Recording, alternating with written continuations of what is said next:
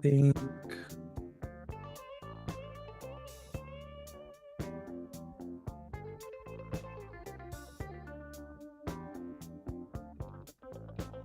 Okay, there we go. Our YouTube live is on.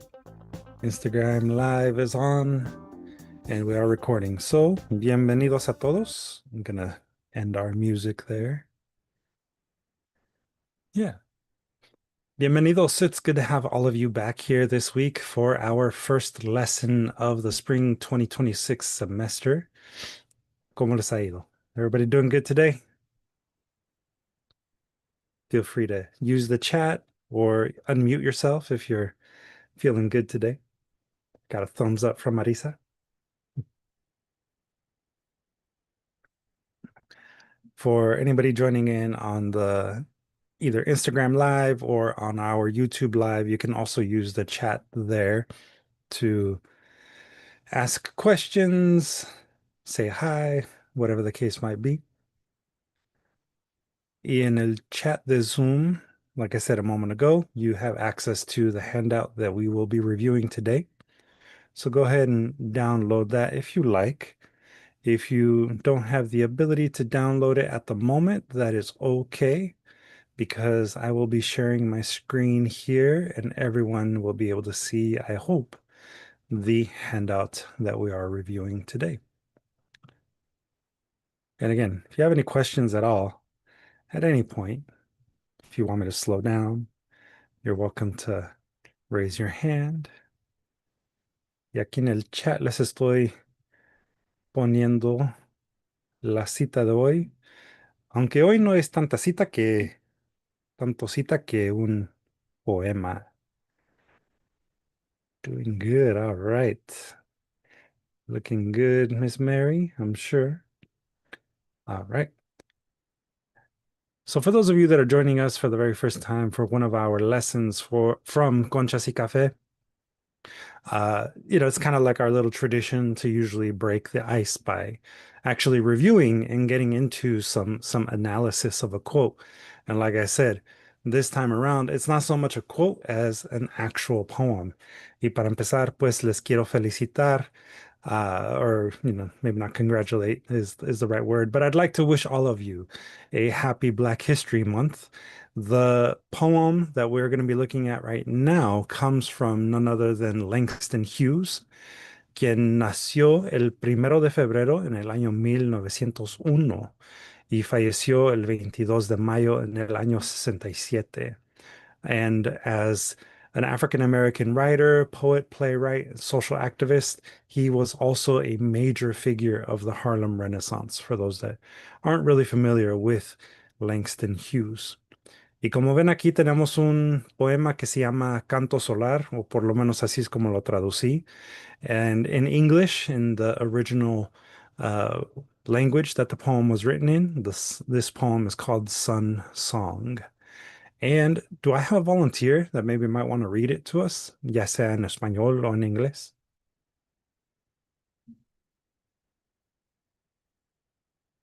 Anybody want to give it a shot? Don't be shy. I can read it. All right, Miss Mary. Okay. Song. Sun and softness. Sun and beaten hardness of the earth. Sun and the song of all the sun stars gathered together. Dark ones of Africa, I bring you my songs to sing on the Georgia roads. Excellent. Thank you, Miss Mary. Y en español, tengo por ahí un voluntario que me lo puede leer.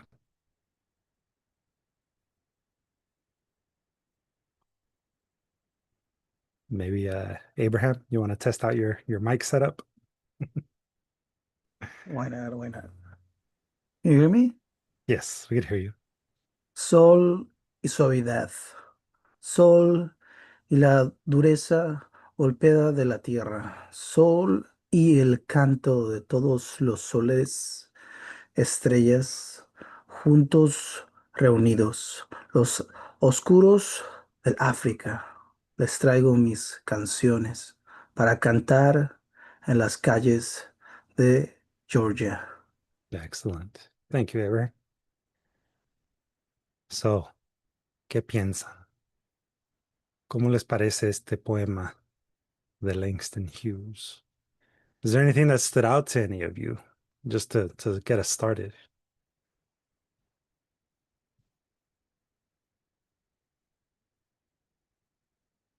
And remember, there's no right or wrong answer. It's just, what comes to mind first. And oh, sorry, I probably should raise my hand, but Yeah, go ahead, man. contrast of like of I don't know, maybe harshness and beauty, like hard and soft. Mhm. Yeah, the softness here and the beaten hardness there, right? In the chat, we got a comment from Marisa saying, repetition of sun. I can almost feel the heat. Yeah, it's definitely playing a pretty big role, right? The repetition. Anything else? ¿Hay alguna otra cosita que haya resaltado para ustedes? Anything that maybe, I don't know, it triggered a memory, an emotion, anything like that? Well, he's saying, I bring you my songs Mm-hmm. and to sing on the Georgia roads. So he's going from like this metaphor Mm-hmm. to something very like if I was from Georgia, I'd be like, wow. I mean, I am going wow anyway, but um, he's just connecting those two things. Mm-hmm. Excellent. Thank you. Abraham and then Grisel. Well, just because you kind of gave us a little of the bio behind the writer, Yeah. it kind of gives me the sense of this culture that is from somewhere else, which is Africa, Mm-hmm. gathering and making this new cultural, um, what would you call a central or epicenter in Georgia, especially of music, it seems. Mm-hmm. Yeah, like he's almost bridging the two continents, no? Hmm. Yeah. Yes. Thank you, Abraham. And Grisel? Well, I wanted to say, you know how at the beginning it talks about being something nice and soft, Mm-hmm. but then at the bottom it's dark. So it's like what happens when you were at one place, you were happy at your happiest place, but then you move into another place and it's like darkness in there. Mm. I don't know. Yeah. Yeah. No, that's a good interpretation too. There's, I think, kind of like what Max was saying. No, there's a contrast that's happening here between the sun, the idea of light and heavens, with a contrasting image of darkness and roads and hard packed earth or beaten hard earth, right? So there's definitely a balance happening here. Yeah, it's not necessarily like that, but it's like I kind of like identify myself with it in a way, if you Mm, could say that, because when I was living in Mexico, it was a different um what do you call it? I don't know, like he said it was shinier, like mm, the sun was out. And once I moved to USA, I rarely knew anyone. So yeah. it's like I start from the beginning, like I don't know where to start. Like, yeah. Mm, yeah. So it's maybe like a sense of longing and a sense of isolation that he may be trying to maybe illustrate for us, right? In a way, yeah. Yeah. That's how I feel. Cool, cool. Um, Max added in the chat, voyage, passage, and migration. I think those are maybe some keywords that may have come up. I also see here in our chat on YouTube, uh, we have someone hopefully able to log on soon. So good to see you there, River. Thanks for joining in that way. And we have a few people in our Instagram live too. If at any point anybody on Instagram live would like to share their thoughts, they're more than welcome to use the chat feature there.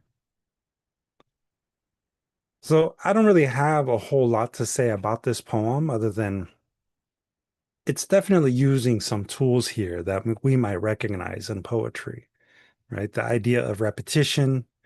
It could be, also the idea of contrasts and, you know, yeah, Miss Mary added in the chat that he could be mentioning skin color.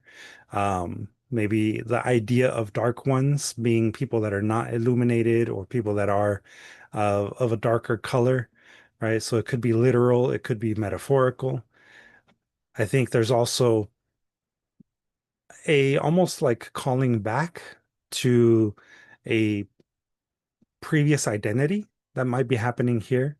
There's, I think, an idea of light and dark and both of them being equal that we may not necessarily see reflected in how we're interpreting the poem, right? There's nothing that says that the sun is better than the dark ones or that this gathering is a gathering of anything other than, you know, just people or the suns, right? The idea that he's bringing his songs to sing on the Georgia roads, it could be that it's more like saying, I'm bringing all of you with me, my ancestors, I'm bringing you all with me, along with the sun and the experience that we all have had under this same sun and all the suns past. I suspect that that is what this sun song is really about. It's about invoking the passage of time, right? Because there was once maybe a soft sun, then there was a hard sun, and then all of the suns gathered together. That's kind of how I might interpret this. It could be an allusion to slavery, as Grisel put in the chat. And I think that it's not necessarily a bad contrast, right? There's nothing to me that indicates that this contrast between the dark ones and the sun is a negative thing. I really do think that this is about ancestry and how all of these things are carried with us and we bring them to wherever we are. At least that's how I'm interpreting this, right? And like I said, there's no right or wrong way to interpret this. Does anyone else have any other additional thoughts about this particular poem or this little piece that we're looking at right now? Well, just that in Spanish it says juntos reunidos, los Mhm. oscuros de África, les traigo mis canciones para cantar en las calles de Georgia.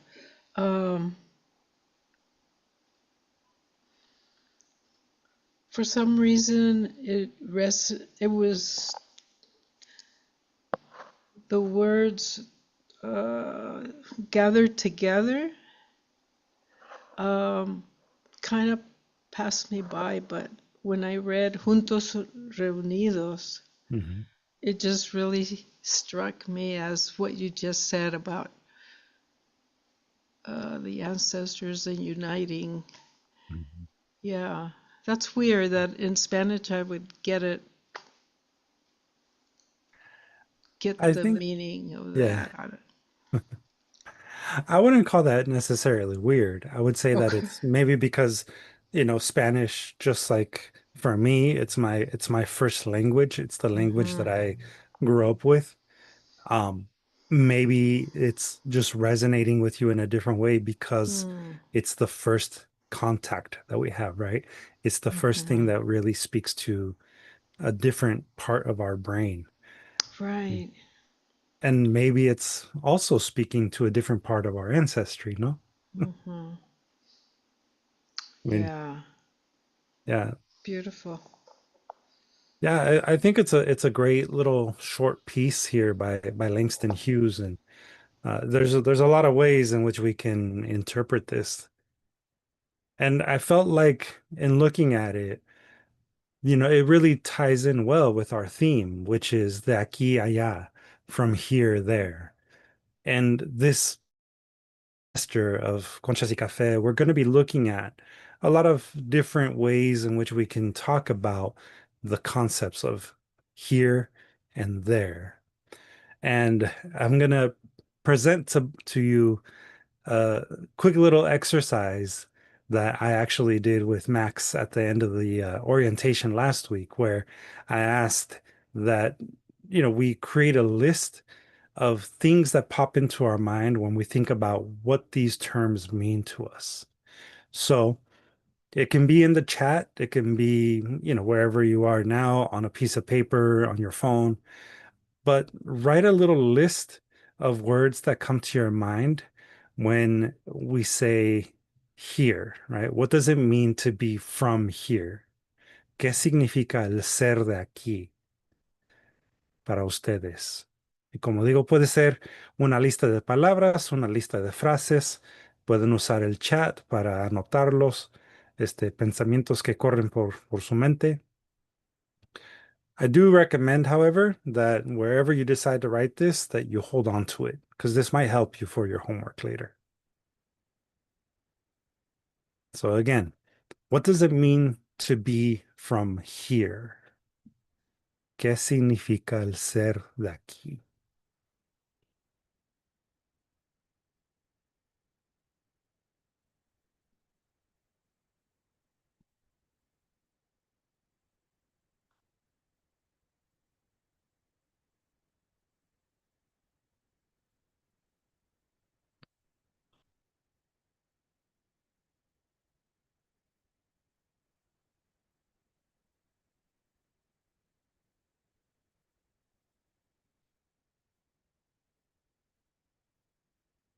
Y ahí se los estoy poniendo en el chat para que tengan la pregunta, just in case you want it there.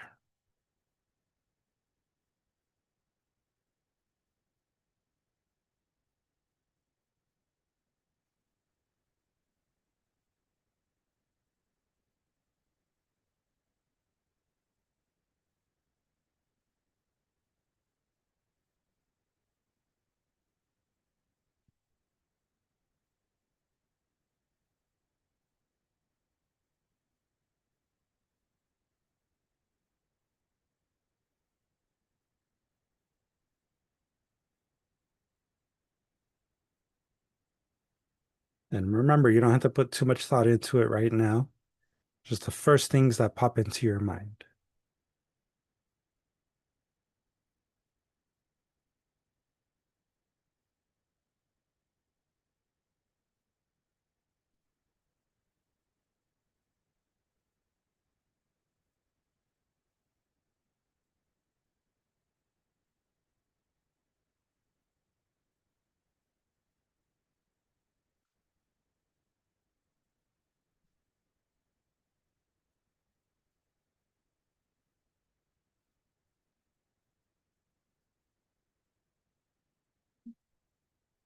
Hmm.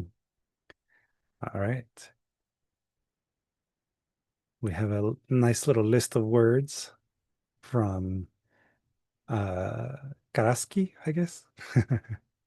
Birth, growth, pride, evolved. Grisel, algo similar. Nacer, vivir, crecer, pertenecer, nativo. Good, good.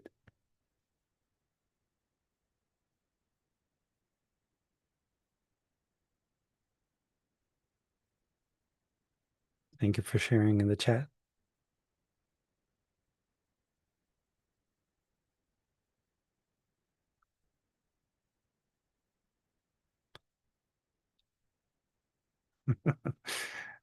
Thank you, Abraham. Abraham added, it means made in. at the moment, and geographic and social specific. All right. Thank you for getting a little more technical on that one. Those are good things to consider too, no?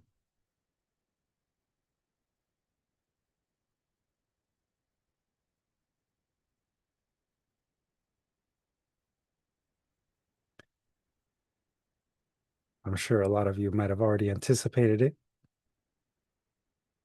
but we have a follow-up question to that. Así que aquí se los pongo en el chat de una vez.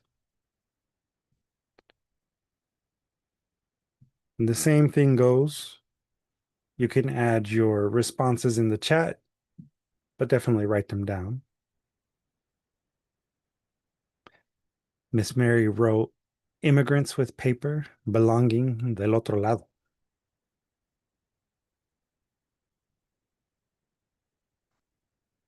And of course, the follow-up question to what does it mean to be from here?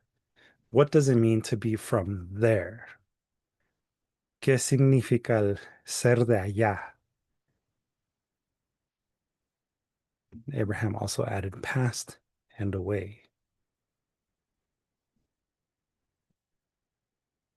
Not passed away, como difunto. Two separate words.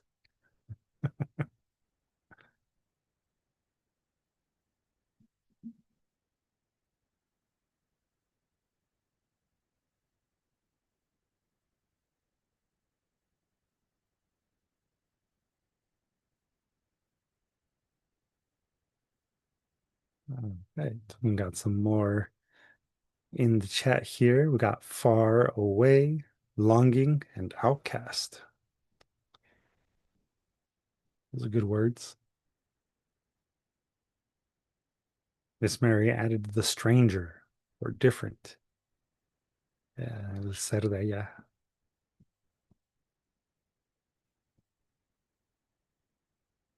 Good, good.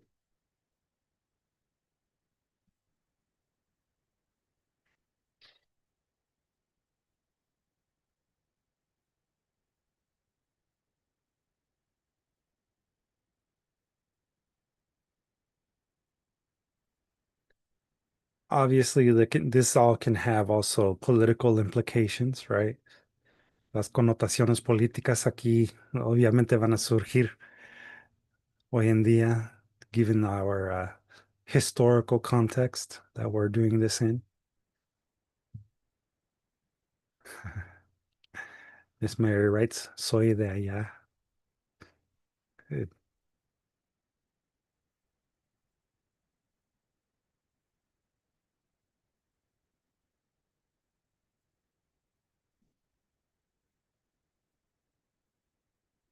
When I asked this same question of the mentees that I meet with on Wednesday evenings, they not only talked a little bit about the idea of immigration and all of that, but also of the emotions that we experience too, right? So something can be from the here and now, so from a temporal place, and something can be from a past, right? Or a there, or a back then. So we can think of these things as temporal places too. Grisel wrote home base or raised. Good. XYZ. A ver, explícame eso, Abraham. Para A ti, ¿qué significa? graph. That's a graph. Ah, Yeah. And okay. you can have time as well. So you have the location Mhm. in terms of geography as well as time. Yeah,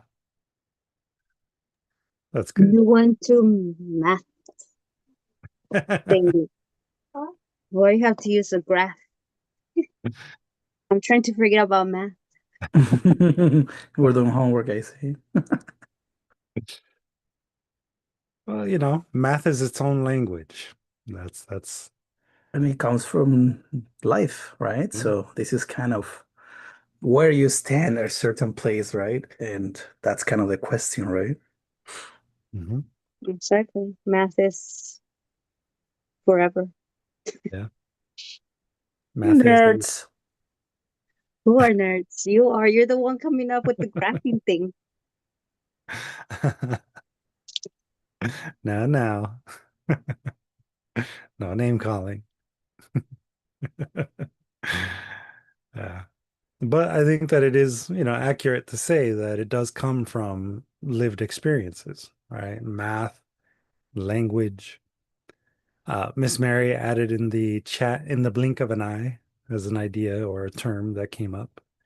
And Max added white supremacy, cultural loss and longing, the prison industrial complex, surveillance, survival strategies, the in between, not from there, but not American enough.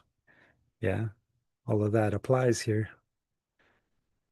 I'm not sure if everybody is familiar with this term, but at least in Spanish, we have the term ni de aquí ni de allá, which I think is maybe more of a Chicano sort of conundrum that we experience, or just an immigrant conundrum that we experience in that, we're in some ways, as we acculturate, as we become more American, we're never going to be American enough, pero tampoco vamos a ser lo suficiente X, para el país de donde venimos.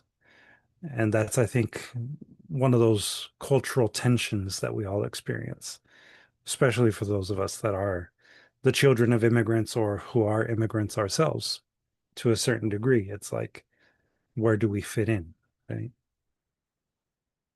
We're like on a threshold, somewhere in between places, in a liminal space, como quien dice. Yeah, that's right. It's an existential and identity question. And I think that part of the way that I was thinking about the theme, de aquí allá, from here there, this theme that I selected, I wanted us to be able to think about this not only in an existential sense or in an identity sense, but in whatever way makes the most sense for you. And I think that it is important for us to really look at our ideas of de aquí allá, of being here and there, or from here, there. It's important that we look at that, I think, in at least one of the ways that we're talking about right now, which is identity. Entonces, para eso vamos a seguir y vamos a hablar un poquito sobre identity formation. And I think that in order for us to talk about identity formation, I mean, there's a lot of theories about how we as human beings evolve our identities and the way that we form our identities. Yo, por mi parte, yo sí creo en que estamos evolucionando cada día. We may not be the same person that we were yesterday or even a month ago or a year ago, much less 10 years ago. We do evolve over time, at least if we're learning from our mistakes and we're exploring other things that are new to us. So, in that way, our identity does change over time and it's based on lived experiences. And for better or worse, there are other things that shape our identities as individuals. There's certain power structures that have been created within society, within our individual cultures, that shape how we form our identity, how we see ourselves. En parte, esas estructuras de poder, pueden incluir cosas como nuestra raza, la etnicidad con que coincidimos, orientación sexual, el lugar de origen de uno o nuestras discapacidades. There's a lot of different types of subcultures within a larger culture that also inform how we view ourselves. But a lot of these power structure ideas, they're things that are based off of maybe, like I said here, race, ethnicity, sexual orientation, place of origin, or disabilities, right? These are all different power structures that exist within societies. And they are different from region and culture and social history. A colonizer country is not going to have the same sort of power structures as a colonized country. The quote unquote third world is not going to be viewed at in the same sort of spectrum of power as, first world countries. There's a lot of nuance here.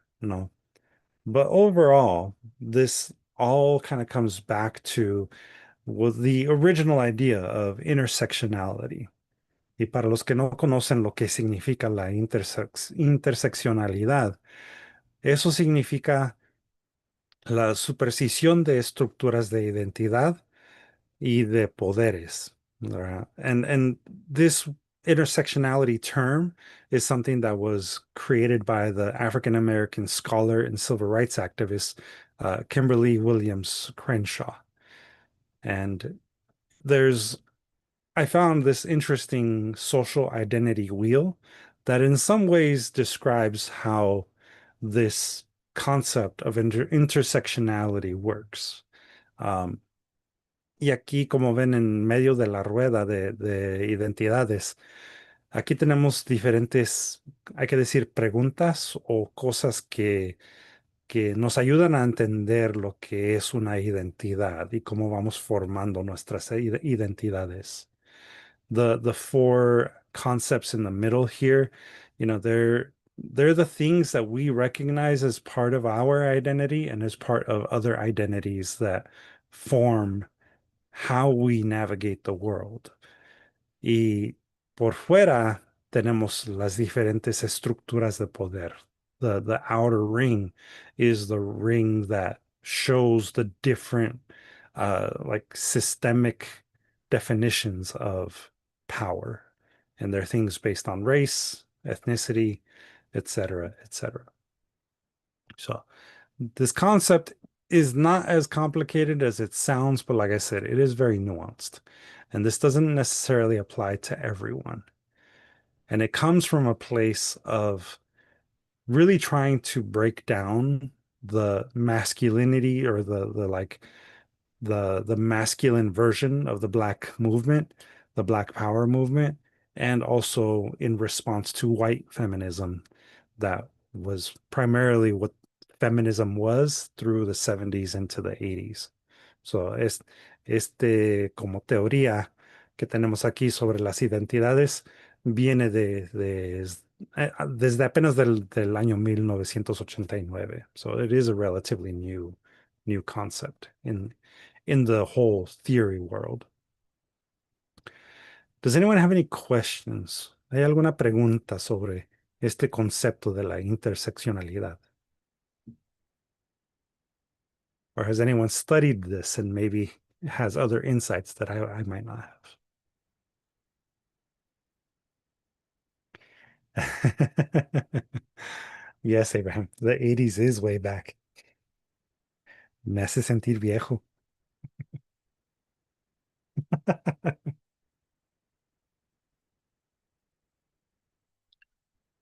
As the song says, cuando apenas era un jovencito. Yes, Abel?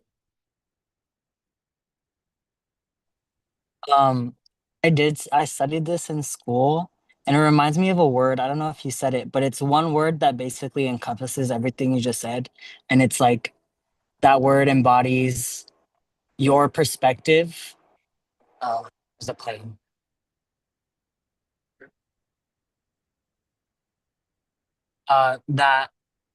It basically embodies like when you ask like what is your it's similar I thought it was epistemology, but that's something else. But I think it starts with an E. Hmm. But it's basically that if you were to ask me what is your and then that word, you would be asking me what is your experience through all of these separate lenses Hmm. that this wheel shows. Um, it's gonna bother me, but I'll try to look for it. Yeah, if you can find the word, it'd be great to know it. Ultimately, I think that it's very easy to reduce people's experiences down to just these things, and how they shape our identities. But the reality is that it's very nuanced. And all of these things do overlap. Cada una de estas cosas aquí, cada uno de estos, ¿cómo se llaman? Conceptos o frases son estructuras de poder que se superponen uno encima del otro y van informando nuestras identidades. Yeah, Por, it's almost the same as attitude test, yeah, which kind of. gives you a kind of answer, but it's more like one day you can be a little more of that or less, and also depends on the timing. So it's not an exact science. It's not Yeah, science, basically. yeah, yeah. And it's true as Max pointed out in the chat, that intersectionality can help us see how sometimes we may be oppressed, but we can also be the oppressor at the same time, based on the different privileges that we all hold. Because ultimately, all of us have something that maybe another person may not have, right? I am full like I can have the all five senses, sight, smell, touch, etc. Whereas another person may not, right? They may be missing one of them. Doesn't make them any less than me. It doesn't make me any better than them, but it does mean I do have a certain privilege that they do not. The same way that as a man, as a hetero man, I see the world in a particular way that I could never really understand fully from another perspective. That's why it's really important for me as a person to be open to hearing those stories. It's really important for me as an individual to recognize that I hold space and I must also give space, right? So yeah, thank you for adding that in the chat, Max. Marisa added, definitely studied a whole lot. I did research on eldest Latina daughters and seeing the intersection of being a woman, Latina, and the eldest, and that becoming a distinct identity. Yeah. Yeah. There's that that whole like idea of a first child complex, that is unique to the eldest child in any family. And then you add on top of that, right, race and identity and uh, all of these other things that we have here, they inform who we are. Uh, Technically, it's a social science. Yeah, yeah, this is definitely part of the social sciences. It's not a complete science, like something that we test over time in that way. Uh, thank you for clarifying the question in the chat, Abel.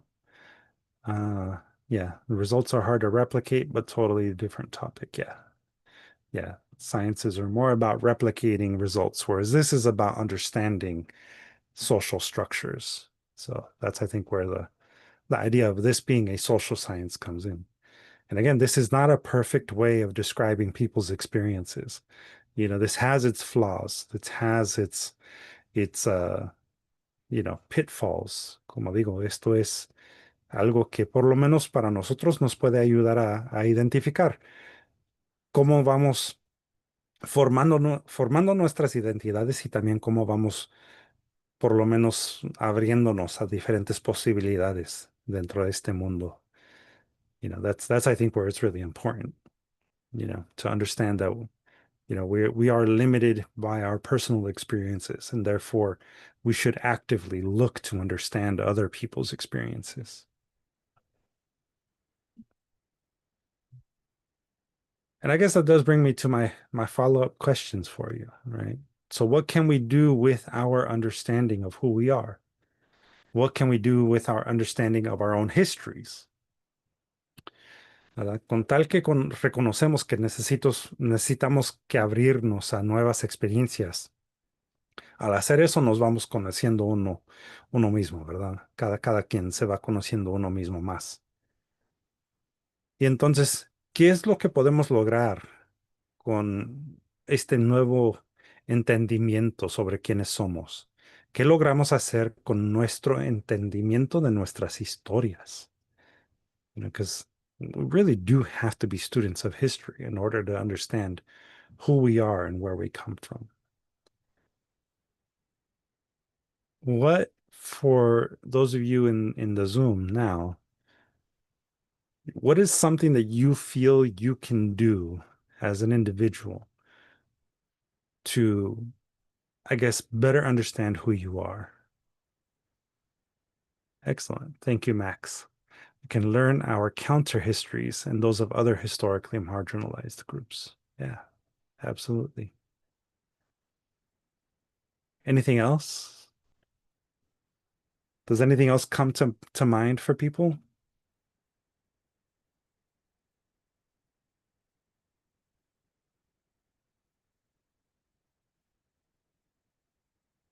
I mean, I guess in some ways, what I'm asking all of you is to think about, you know, this idea of activism.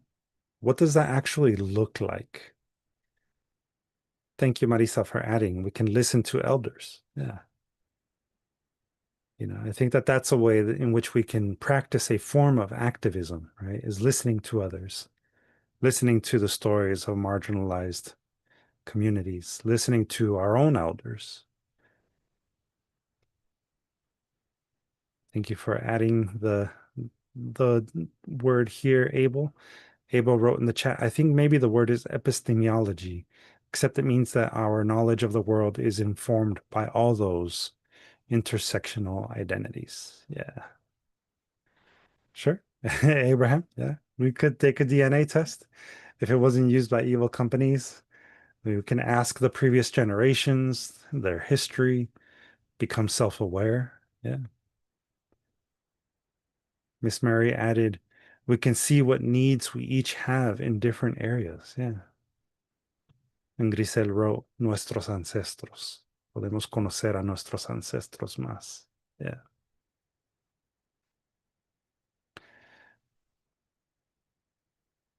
So thank you, everybody. I do want to reinforce one thing. I think that it's really important for those of us that maybe can't go out and like go to protests. We can't march. There's other ways in which we can be activists. And I do sincerely believe that all of us as artists, we are activists in our own right. By simply telling our own stories, we have the power to change people's perceptions about our community because they get to see that we're all different. We're not the same. We're not a monolith group, ¿verdad?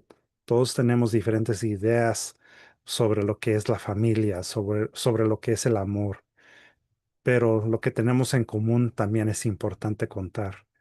Y como artistas, como poetas, tenemos ese poder ese superpoder de poder crear nuevos mundos para gente que quizá no conoce nuestro mundo. And it is important, as Max points out, to embark on our own healing journeys and to be of service to others in our communities. And yes, deprogram ourselves, right? The Eurocentric ideas of what art is are not permanent. They're not there forever, right? Things evolve, things change, just like we do. So that's my little soapbox for today.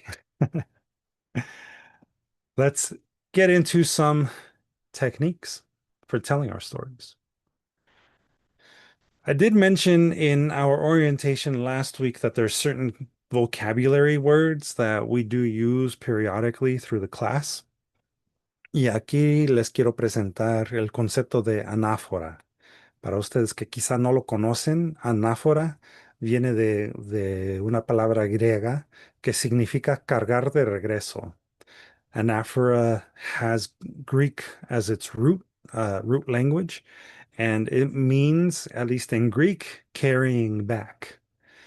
Specifically, the definition, como ven aquí, es la repetición de una secuencia de palabras al inicio de cláusulas, frases o renglones cercanas, así creando énfasis o ritmo. And anaphora, that's the key thing to remember. Anaphora is the repetition of words or phrases at the beginning of neighboring clauses, phrases, or lines of poetry. And what that does is it creates emphasis or rhythm. Y aquí, como ven, tenemos un ejemplo que viene directamente del poema de Langston Hughes. I think it was Marisa, if I remember correctly, who pointed out the repetition of the word sun and how that repetition made Marisa feel a sense of heat, a sense of warmth. That is one of the effects of anáfora. Y como ven aquí, como digo, anáfora crea un tipo de ritmo, sol y suavidad, sol y la dureza, sol y el canto. So, again, the word sun and, or the phrase sun and, sol y, that would be the anaphora that's happening in this particular example. Now, anybody want to take a guess at what the next one might be? If this is the beginning,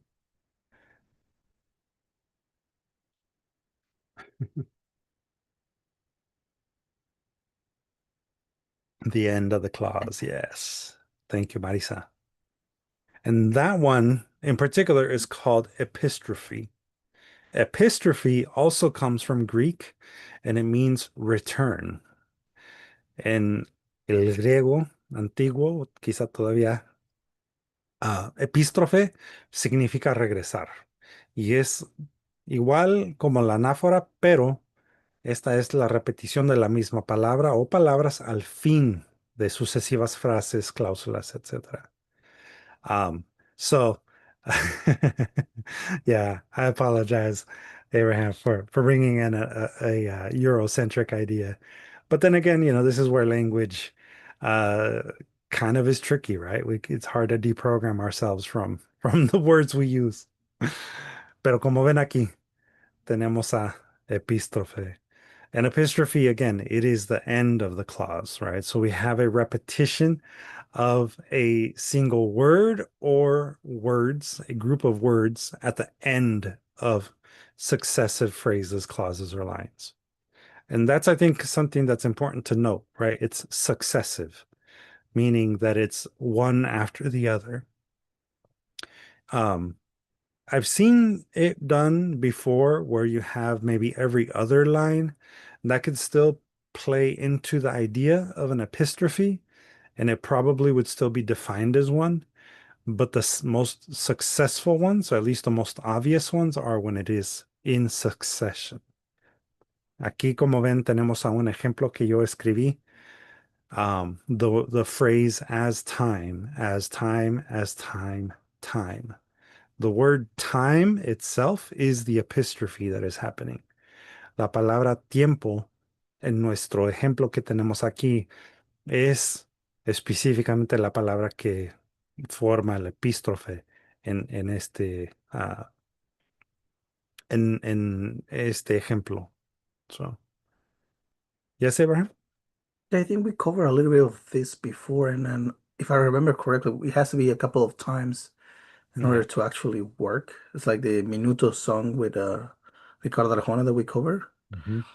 It definitely creates that kind of sequence, right? Otherwise, you lose it and too Yeah, far away from the other one. right.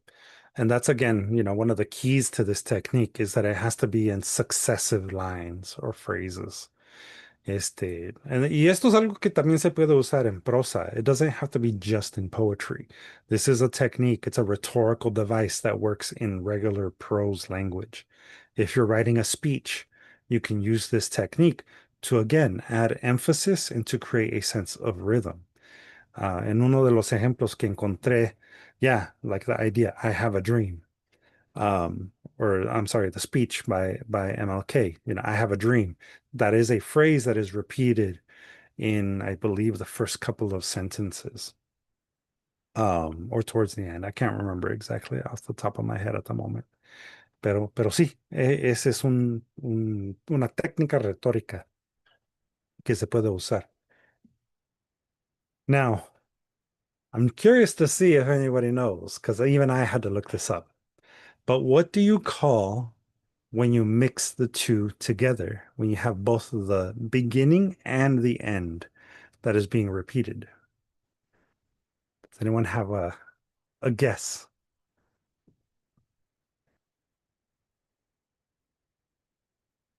Oh, nadie se atreve. I would say an apostrophe. I don't know. Just kidding.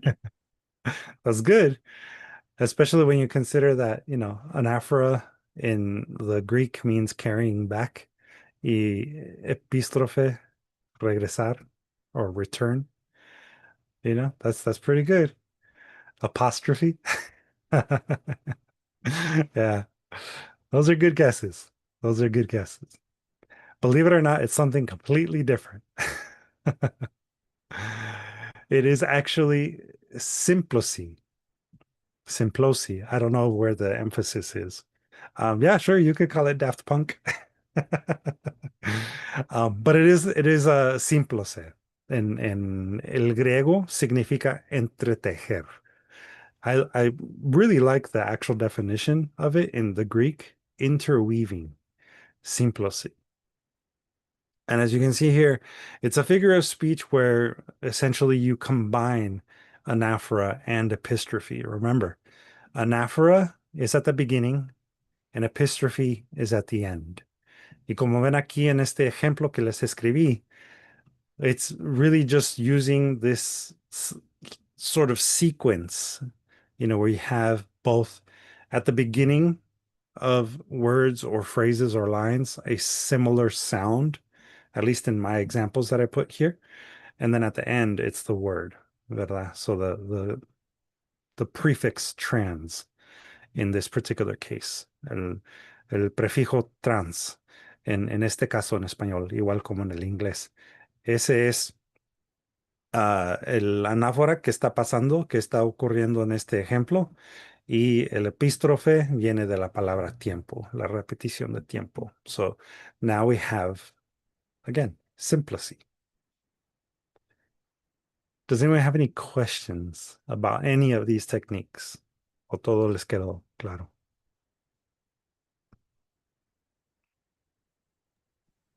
Es lo que se usa mucho en las canciones, ¿no? Cuando están componiendo Ujú. música. Ah, Yeah. Yeah, yo diría que sí.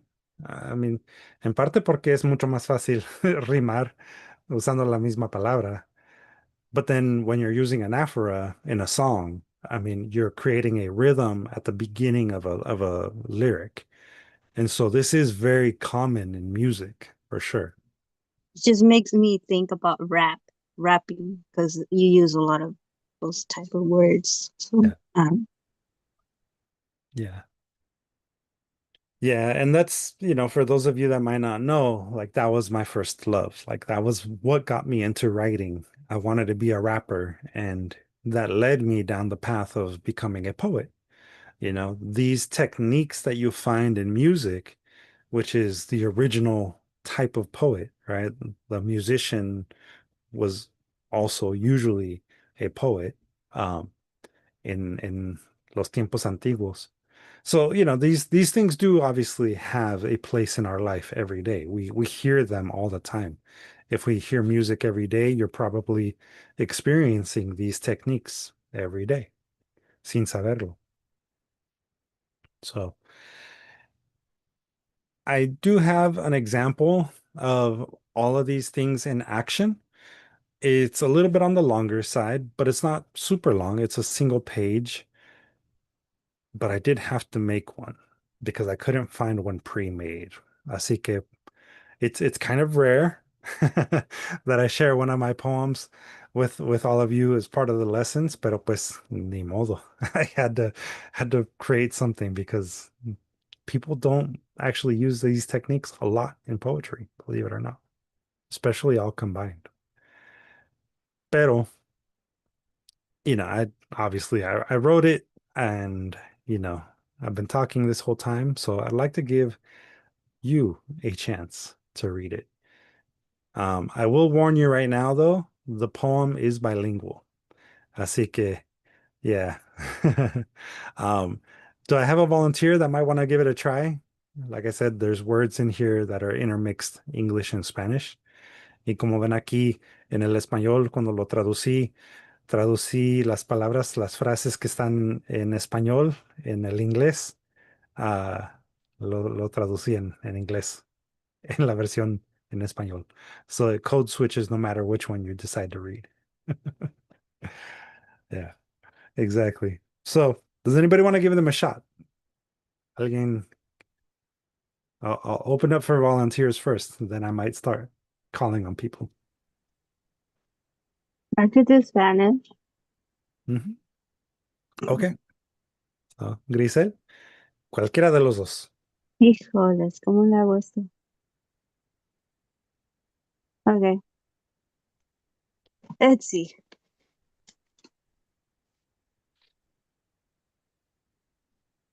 I don't know where to start. Well, if you want to do the one that's most Spanish, sería este lado. Right? Okay. Transportado, transnacional, transocurrido, sin frontera, mímele, por ser de algo, de nada, de todo, y de las cosas intermediarias,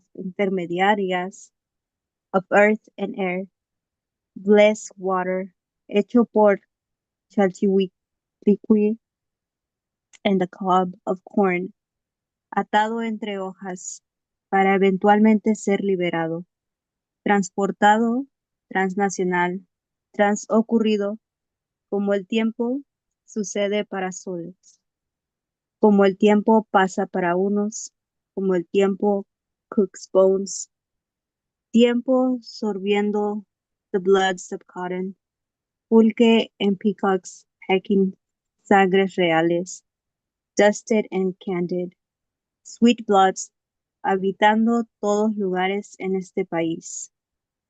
For my settlements, testaments without borders, from there, here, of here, there, but always the there, here within me, transportado, transnacional, transocurriendo. Excellent. Thank you, Grisel.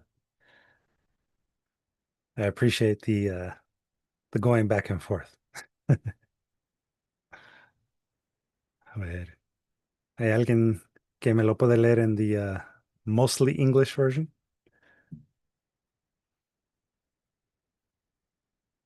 Anyone volunteer?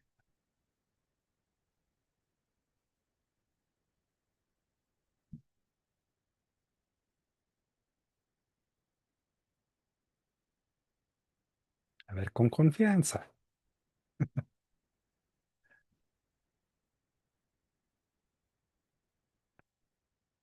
Let me see. I'm gonna have to call on someone.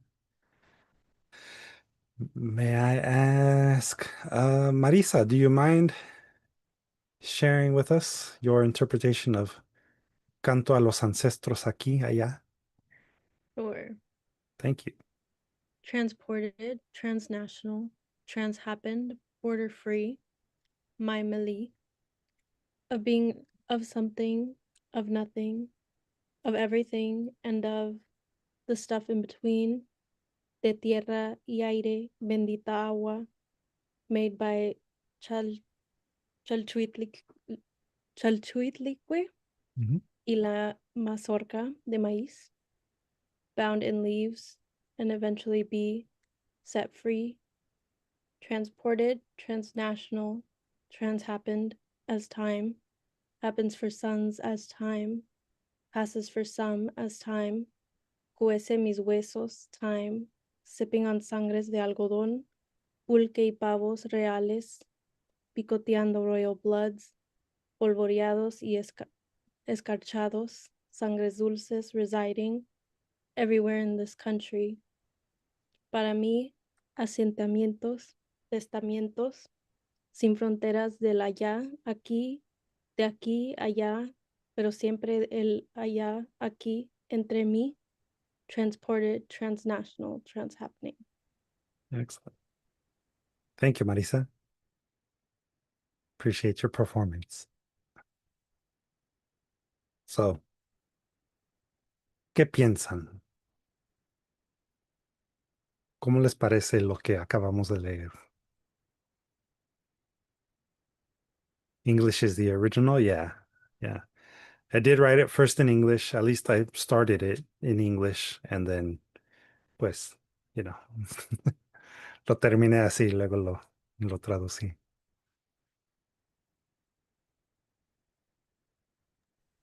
Well, definitely has all the stuff that you have been covering from the beginning, trans. Then we have the other one that was time. And then there was another one. I forgot where is it. I think I saw it somewhere else. Tiempo, I think that's the one. Mhm. Yeah, Yeah, like the time. sure Spanish. Yeah, that's why I was confused. And then we went back to the beginning. Mhm. Yeah, I felt like it was, a good structure. Circle of life. Exactly. To bring it back full circle. Pero no igualito como el inicio, ¿verdad? Like there's trans happened, past tense. But yeah.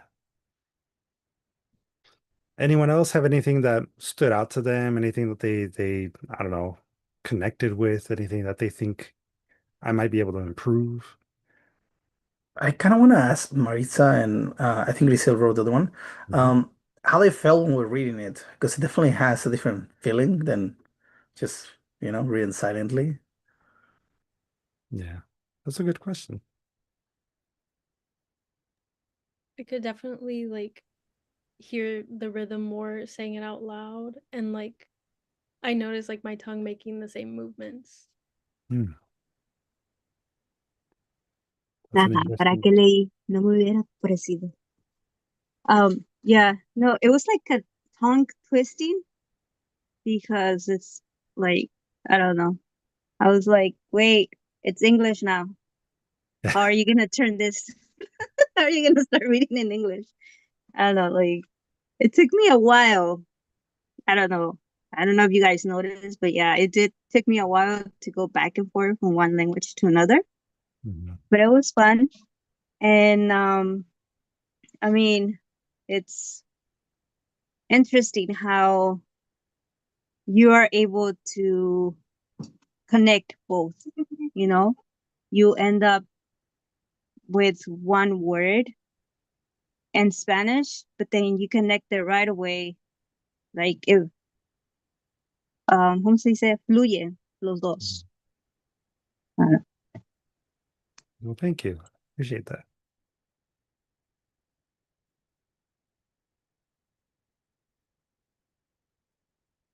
I mean, I don't necessarily want to like talk too much about, my poetry. I feel like it's a little, I don't know. It's part of the reason why I don't generally bring my own poetry to show as an example of the lesson. Like I said, this time around, it's a bit difficult to find one that has the elements that we're reviewing all in one. But one of the things that I guess I feel like I can share is that what I was trying to convey with this poem is that the concepts of being from here and from there are fluid. ¿Verdad? There's no like esté en donde esté, yo voy a ser siempre quien soy. There's no reality in which my being Mexican is going to be greater than wherever I am, you know. My cultural identity, my socioeconomic identity, my family history, yo cargo todo eso dentro de mí. Siempre está ahí. Soy de aquí y de allá a la vez. And I think that that's where my thinking was when I was first starting this poem. Um, and thank you for those of you that had positive things to say about it. Um, I haven't quite exactly watched the multiverse, but I heard there's some madness You about should know you have comics. it. No, yeah, I know. Yeah, I'm from Earth too, actually. Which Earth, right? Exactly, Earth 2 to who? We're number two. We're number two. Pero yeah, I think that, I was, like I said, really trying to sit with this idea of de aquí, de allá. And I think that, yeah, sin fronteras, because in the end, we exist as naturally as we want, like animals don't have this idea of borders. Las monarcas que vienen desde Michoacán, vienen como quieren.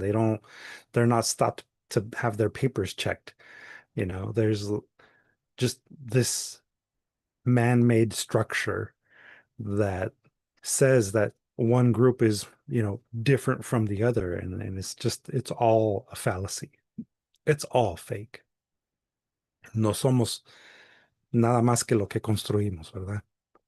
So as I was writing this poem, it came from that, right? It came from some of the questions that I was asking all of you. What does it mean to be from here? And what does it mean to be from there? We all exist in a plurality of identities. We can be one thing and all things all at the same time. Por eso para mí, yeah, I'm transported, I'm transnational, and I'm trans happened, right? Like I go beyond these things. Abraham? Um, Now that Grisel was speaking about how she felt the switching of the languages, right? Mhm. I kind of gave it a. I know you already do this Spanglish poetry, Mhm. but it's still like for this one, I think it has that kind of extra layer Mhm. of one person trying to figure out what language to work with, right? Because we know that people who do bilingual, they usually have almost like two brains, right? Because it's Yeah. different ways of viewing the world, not just talking.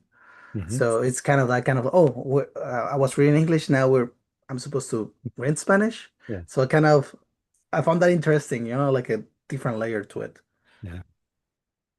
And I don't know how many of you, write exclusively in one language or intermix your modes of speaking in your writing.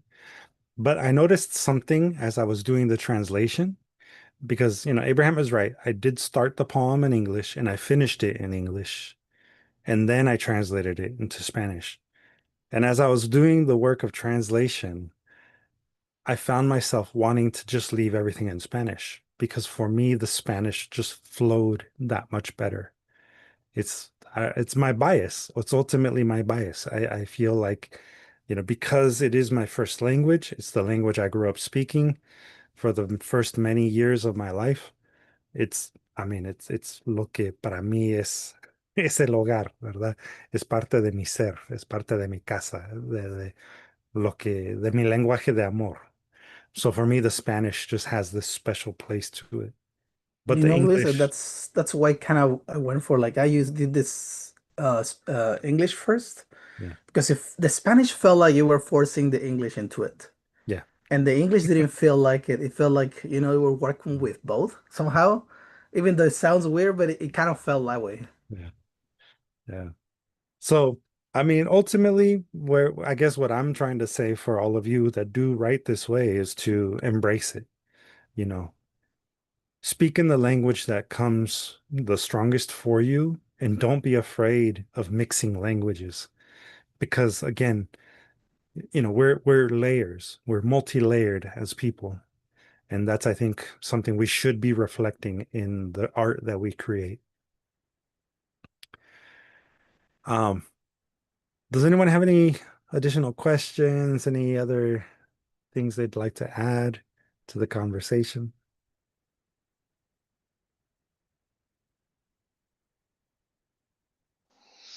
I was just going to say that I love the metaphor that you said about, monarchs and beetles or Hmm. ants. They just cross. Hmm. They can get insects or birds. They can't, they don't, they just live in the earth. Hmm. And when you started the talk, that's what I was thinking. I go, God, we're really weird. Yeah. Because in a way, it's like, is this what it means to be a a society that's been, what's the word? Everybody loves the word. Can't think of it now. that we are, we're not barbarians, we are civilized. Mm-hmm. Uh, is that what it means to be civilized? Well, no, it could have a different meaning. It could civil, that we could live in harmony, right? Mhm. Yeah. Um, but I don't know that that's what it was meant to mean, Mhm. because there's so many, like you said, structures. Yeah. Yeah. Yeah. I think there is an irony to the concept of us being a civil people when Mm-hmm. that's not always necessarily true. Uh, Mm-hmm. yeah. Right. Yeah. Thank you for Thank sharing you. your thoughts, Miss Mary. Um, yeah, in the eyes of the colonizers, I feel civilized, quote unquote, and who defines it? Yeah. Thank you for adding that, Max. Yeah, I mean it's important that we understand our histories, like I said, and I like the term counter histories. History is always told by the victor, quote unquote. Grisel?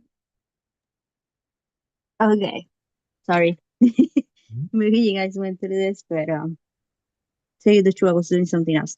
But yeah, I like how you cuando pusiste mi mele, like I pictured that little doll for some reason. Like right when I read that, I was just like, wait, like it made me transport myself to another place, like a place where I used to belong. You Mhm. know, I still belong there, Mhm. but not as much as I should. I don't know. I don't know how to explain it. But yeah, so that's when I was like transportado, Mhm. and like it did take me there.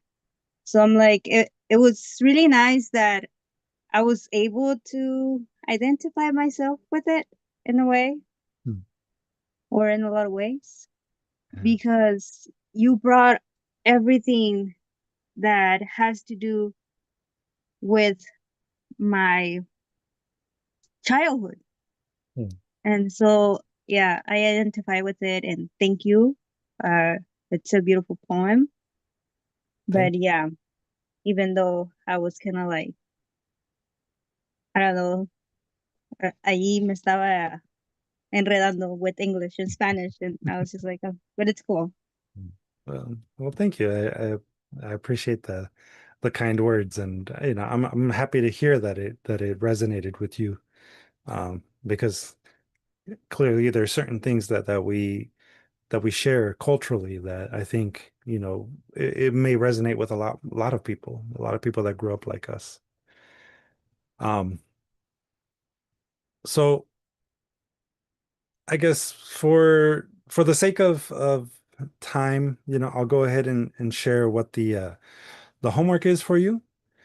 So, if you didn't already kind of guess, the homework is to use your choice of anaphora, epistrophe, or simplicy within a poem that is your song to your ancestors. And that is kind of a wide definition of what ancestor is. Los ancestros pueden ser sus papás, sus antepasados, ¿verdad? Sus bisabuelos, como quieran ponerlo. It could also be the concept of your ancestors. It could be, the tribes that maybe existed within the region that you're originally from, or it could be the people of the continent that you come from. So it's open to you and how you interpret the idea of ancestors. Pero para su tarea, quiero que usen su preferencia de anáfora, epístrofe o símplose en un poema para crear un canto a sus ancestros. Um, and again, to go back over one more time, the difference, right? Anaphora, remember, is at the beginning of neighboring lines or clauses. So son and. Epistrophe is at the end of successive lines as time is there. And then simplicy is when you combine the two within your stanza. So those are the distinctions between the three. And Max wrote in the chat, when I was a kid visiting family in PR, I was playing with the neighbors' kids outside, and I said, I'm Puerto Rican. They all stopped in their tracks and said, No, you are American. And I was so confused, the pit in my stomach, still remembering it. And your work brought that back, but mixed with joy. Yeah.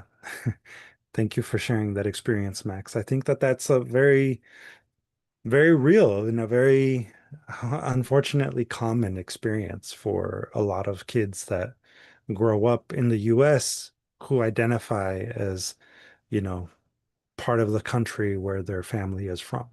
You know, those of us that are, first generation American, quote unquote, you know. I think that that's a common experience. That's where the ni de aquí ni de allá kind of mentality or phrase or theory comes from. But as we've been talking, it's all kind of a fallacy because in the reality of our world, we are who we are. We're going to always be whatever we identify with. So, um, yeah. Does anyone have any questions about our homework? Yes. As Abraham says, lots of times people assign the where instead of letting people tell them. Yeah. There's a lot of assumptions that especially children make. It's just part of being a child. Especially, Being, have you heard the one that people answer and they say, "Oh, but where are your parents from?" yeah, That's a really typical one. yeah. Um, yeah, Miss Mary wrote invisibility. Yeah, that's I guess a part of it, right? We end up feeling like we become invisible. To answer the question in the chat, for the homework, if you want to share it either as a Google Doc or as a Microsoft Office document or even as a Pages doc, just remember that it needs to be sent to us as either a .doc format file or a .pdf file. Basically, a format that Abraham and I can open. If you share it as a Google Doc, that's perfect because that's easy for us to open, since our emails are Google-based emails. Um, and if you do share your homework with us in preparation for next week's workshopping session, if you send it by Friday, this upcoming Friday, that gives us plenty of time to be able to review it and be prepared to give you feedback on next Tuesday's session. And as a reminder, la próxima sesión no va a ser grabada, no va a ser abierta al público. It's not going to be live streamed. Um, the workshopping sessions themselves are a little bit more private. So it'll be just you and the rest of the group that's actually enrolled in the class that joins in on Zoom. We'll be reviewing everybody's writing as much as we can. If we aren't able to get to your writing or artwork that you create this upcoming week, the following week we'll prioritize yours. But it is the next 2 weeks that we will be dedicating time to workshopping your pieces. I hope that answers the question. I feel like I might have rambled a little.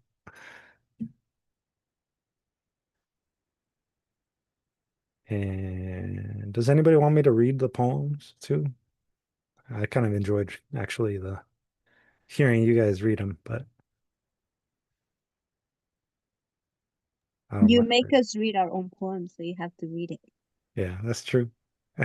I do make you all read your own, so I will not I will follow the rules as well.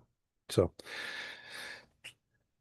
canto a los ancestros aquí, allá, allá, aquí.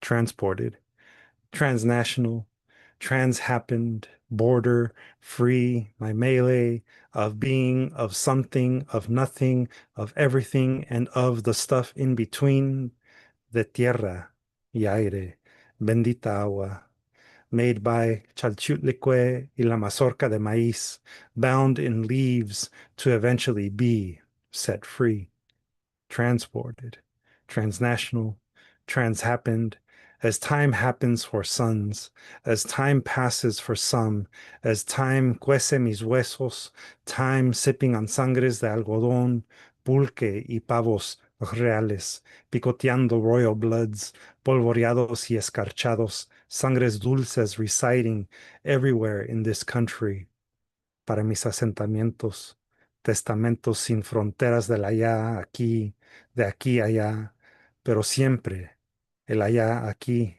entre mí, transported, transnational, trans happening. Y en la traducción también se los voy a leer. Song to the ancestors here, there, there, here.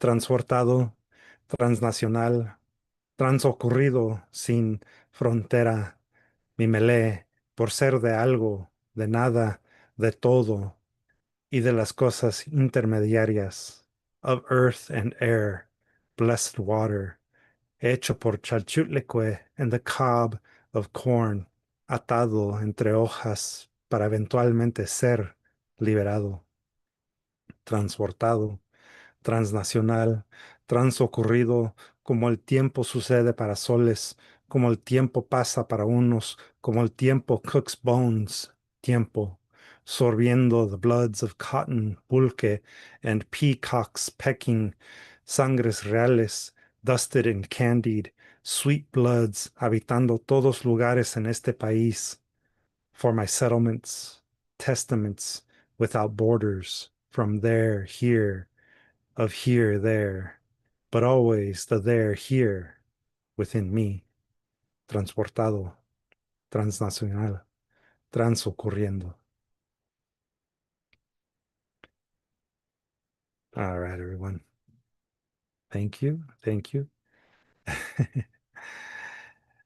As we've been trying to do with our handouts, we have here some works cited. So if in case you want to learn a little bit more about the stuff that we covered today, aquí tienen el enlace para Sun Song by Langston Hughes.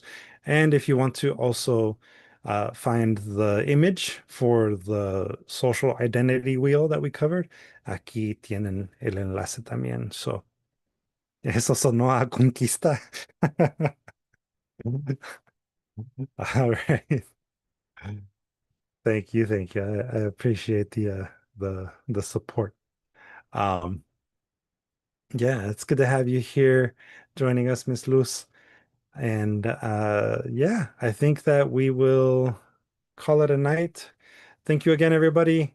I look forward to seeing your homeworks this upcoming week. Nos vemos el próximo martes. Have a good week, everybody. Bye.